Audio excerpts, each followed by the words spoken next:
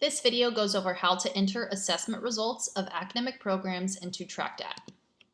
There are two ways to enter assessment results: from the view of you as the TracDat super user for your area, or from the view of the person you assign the results to, which is likely a faculty member who taught the course where the assessment is embedded.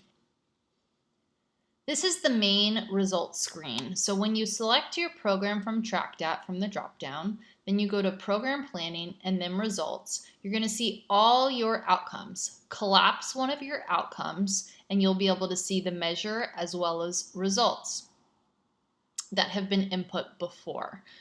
The number of results that are there for a particular measure would be in a gray box like this in a little circle. If you need to add a result, go by the measure and click this little plus sign to add a result. And then once the result is entered, you can edit or copy it or delete it right here if you need to later at some point.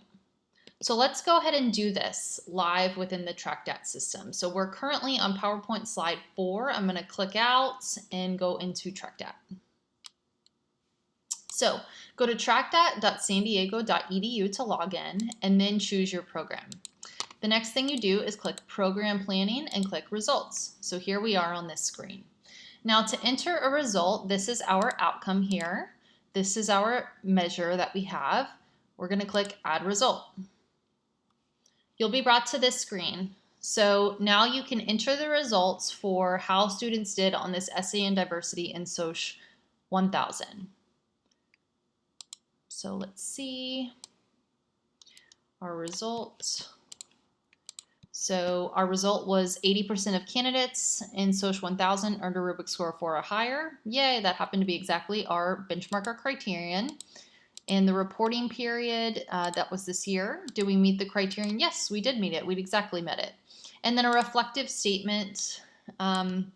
So you could add something about what you saw from the data. So maybe this would be an idea. Many of those in the other 20% struggled with the ability to synthesize information in the literature review. Go ahead and click Save and Return.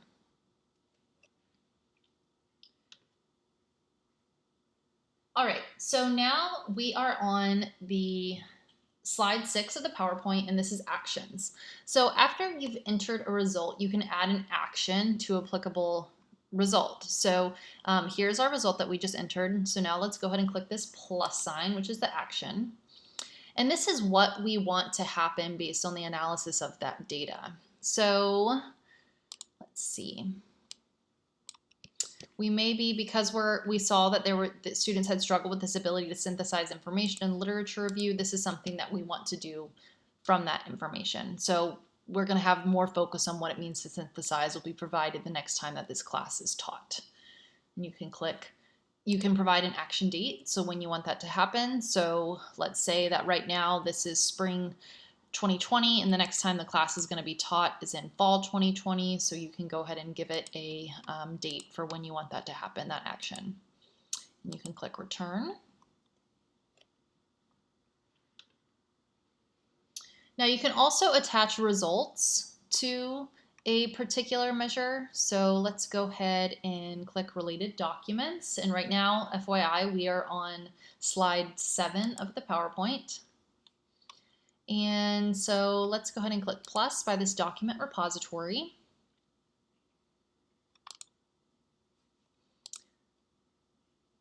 So here I might be interested in uploading some raw rubric scores that had happened from that literature paper. Save and relate and complete.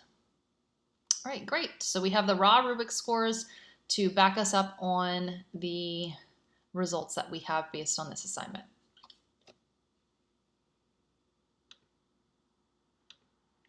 Alrighty, next we are on slide 9 of the PowerPoint. So we can report implemented changes based on that action plan. So what that means is here's this action. We've said that next time this class is taught that we want to focus on what it means to synthesize. So now we can go to implemented changes and we can tell the system whether we actually did this or not, whether we followed up on our action plan. So let's go ahead and click plus next to the implemented changes. And we are now on slide 10. And so implemented changes that we ended up doing. So we said that in fall 2020, we were going to make this change to focus more on synthesizing. So let's say at the end of fall 2020, we ended up doing that. And the implemented change, we can say that an additional lecture on synthesis was provided. That's great, yay. And save and return. Okay, perfect. Now, it's possible that you will want to assign this implemented changes out to someone else to be able to say whether implemented changes were made or not. So either you can implement it either you can enter the data yourself or you can assign implemented changes out. So that way it reminds the faculty member that, hey, they said they were going to do this implemented change. Did you actually end up doing it? So if you want to assign it out, you can click this little wrench right here. And you can assign to the faculty member that is responsible for making this action. And you can just say something like, this is an email that would go out to this particular faculty member. So Dr. Giddens, remember that you intend to complete the below next time you teach SOCH 1000 or something like that. And so this tells them the action that needs to be done. Usually repeats is left on once, and put documents, this is just left here. Email assignment to assignees, so this is going to send an email to Elizabeth Giddens and then send CC to the person assigning, which it just sends it to you. And the due date is when you would like it to be completed by. So again, remember this was a fall 2020 course, so we wanted it done by the end of fall. Alrighty, so save and return. So again, that was if you didn't want to implement changes yourself, you didn't want to input it, instead you would have wanted Elizabeth to input it. All right, so we are now on slide 14. So let's just go ahead and pull up slide 14. So we've entered results from the view of you, the TracDat super user for your area. Faculty often enter results though. So I also want you to be able to see from the view of the person you've assigned results to. So let's go ahead and see what that would look like. So when you assign someone to report results on a measure, so this is a faculty member who has taught that SOCH 1000 class, they have the measure of that particular essay on diversity. They're the one grading it. They're the one assessing it with the rubric. So they should be the one to report results on that particular measure. So remember, as part of your assessment plan, that you could assign results out to a faculty member. So if you did that, this is the email that they would get. They would get something like this, and this would be sent to their email address, and they could add it to their calendar as a reminder at the end of the semester that they need to report results. So when you when they click, again, this is the email that they're going to get. When they click this link at the bottom of the email, they're going to be brought to a page that looks like this. And they'll just have a web page that shows that this is the assignment that's due. This is what you need to submit. So they need to click Go to Assignment. And then they'll be brought to their assignments to fill it out the same way that you just did. So they would just enter the results, enter the reporting period, the criterion, and the reflective statement. They could also upload documents such as like that raw data or something like that from the rubrics. And they can enter an action even if you wanted them to as well. So let's see who is late in turning an assignment, if that may happen. So how you would do that is you would go to Program and go to Assignments. And here you could see whether someone has not submitted their assignments or not. So you could, if this was due 6/17/2020, today's date is June 28th, so Elizabeth is late.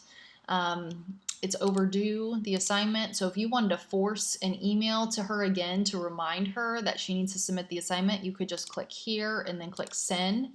And it's just going to send that email again to Elizabeth saying, hey, this was due. Remember that your results need to come in. So done. You are done entering your assessment results. Congratulations. So to make sure you entered them correctly, you can run a report. So if you have goals as part of your assessment plan, you might be interested in running this one. And if you just have a plan with only outcomes, you can run this one. So let's go ahead and run one just so you can see what it looks like. Reports, standard reports. Let's do this assessment 4-column report, open. And so here we can see this was our outcome, this was the measure, these were results, and these were the actions. And these are even the implemented changes based on those actions. So you can see that this has been input. So this shows your full assessment cycle from start to finish, which is great. So thank you so much. If you have any questions, please contact the Office of Institutional Effectiveness and Strategic Initiatives at the University of San Diego.